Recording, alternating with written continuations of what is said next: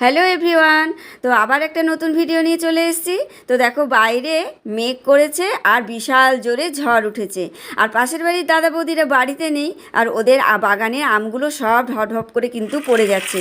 আর বৌদি যাওয়ার সময় বলে গেছিলো যে গাছ ঝড়ে আম পড়লে তোমরা আমগুলো তুলে নিয়ে এসো। তাই জন্য দেখো সব আম তুলে নিয়ে এসে ভালো করে ধুয়ে জল ঝরিয়ে নিয়েছি। তো আমগুলো বেশ কাঁচা, বেশ বড় বড়। আর এই আমগুলো কাঁচাতে ভীষণ টক আর পাকাতে তেমনি মিষ্টি। আর তাই জন্যই হয়তো পাকলে আমগুলো পোকা হয়ে যায়। তাই জন্য আর দেরি না করে আমগুলো আচারই বানিয়ে ফেললাম। তাই জন্য আমগুলো ভালো করে ধুয়ে মুছে শুকিয়ে নিলাম আর দিয়ে ভালো করে পিস পিস করে কেটে নিয়েছি। আর আমগুলোর মধ্যে আটি হয়ে গেছিলো। এই দেখো কাটতে কি শক্ত লাগছে, একদম বটি বেঁকে যাচ্ছে। তো যাই হোক কষ্ট করে আমগুলো বেশ পিস পিস করে কেটে ফেললাম। আর বেশ বড় বড় করেই পিসটা করেছি।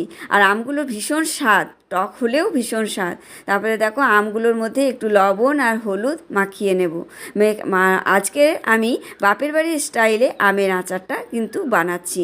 এইভাবেই আমার মা আমের আচারটা বানাতো, যাতে অনেক দিন আমের আচারটা থাকবে আর নষ্ট হবে না।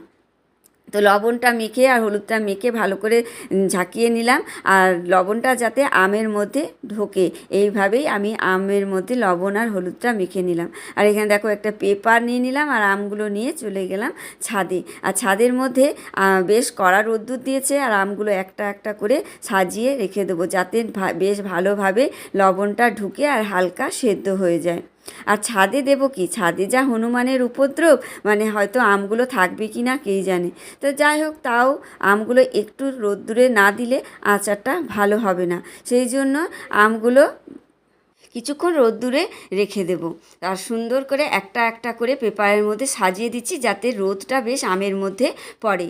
তো যাই হোক দেখো এখানে আমগুলো সাজিয়ে রেখে দিচ্ছি, আর আমি কিছুক্ষণ পর আবার এসে আমগুলোকে তুলে নিয়ে চলে যাব। আর দেখো আমগুলোর মধ্যে লবণে বেশ হালকা সেদ্ধও হয়ে গেছে।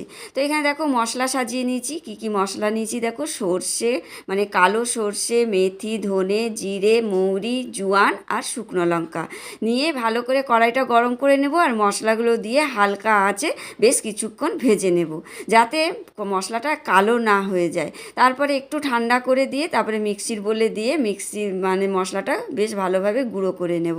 তারপরে এদিকে দেখো বরমশাই গুড়টা একটুখানি ভেঙে দিচ্ছে, যাতে তাড়াতাড়ি গলে যায়। আর এখানে কড়াইয়ের মধ্যে কিছুটা সর্ষের তেল নিয়ে আমগুলো ভেজে নিচ্ছি। আমগুলো ভেজে নিলে কি হবে, আচারটা অনেক দিন থাকবে, নষ্ট হবে না। আমগুলো বেশ ভালো করে লাল লাল করে ভেজে এদিকে আমি গুড়টা পাশের গ্যাসে একটু গলিয়ে নিয়েছিলাম, যাতে তাড়াতাড়ি হয় আর আমগুলো গলে না যায়। তারপরে থেকে আমি গুঁড়ো মশলাটা ছড়িয়ে দিলাম। তো আমার আমের আচার রেডি।